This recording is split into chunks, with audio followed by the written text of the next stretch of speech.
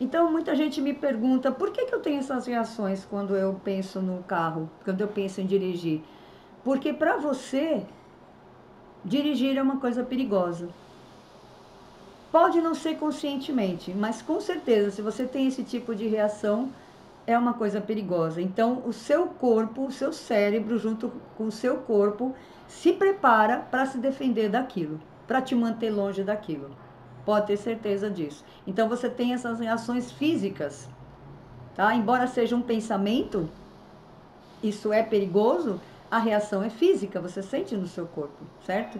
E muita gente tem medo, inclusive, do próprio carro.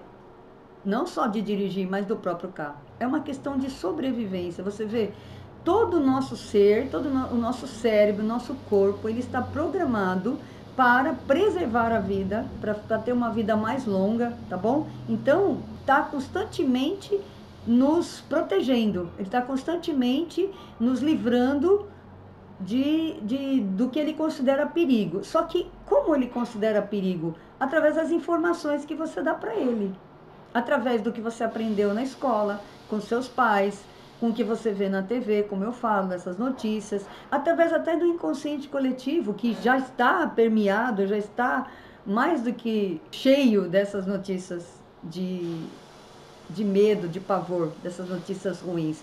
Então, tudo isso faz com que você receba essas informações, transforme isso em pensamento, e esse pensamento, ele permeia, ele domina, ele controla toda a sua vida.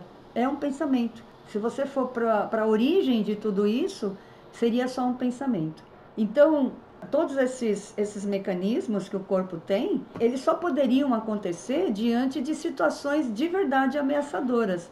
Só que o comum hoje em dia é que todas as situações são ameaçadoras, porque já está totalmente contaminado por essa ideia do medo.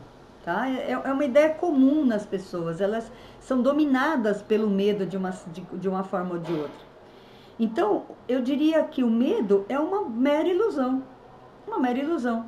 É um pensamento baseado em experiências que você viveu ou informações que você obtém.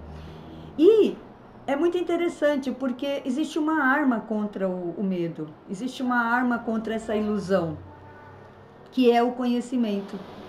A partir do momento que você começa a ter conhecimento das coisas, você começa a questionar esse padrão de pensamento. Olha que interessante.